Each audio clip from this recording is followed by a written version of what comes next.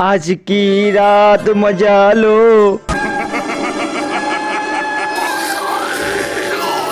এ কালুয়া মিষ্টি দে তো।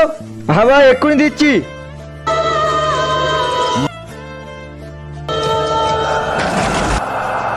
আরে কালুয়া মিষ্টি কই? মিষ্টিটাতে খালি পাতা দিচ্ছিস, একটা মারবো না দাঁত বার সব ভেঙে যাবে। আরে আমি তো মিষ্টি দিয়েছি, কিভাবে গায়েব হয়ে গিয়েছে? যাও যাও বাড়ি গিয়ে খাবে। জঞ্জির ভাই বাবা, আমার দোকান থেকে মিষ্টি চুরি হয়ে যাচ্ছে।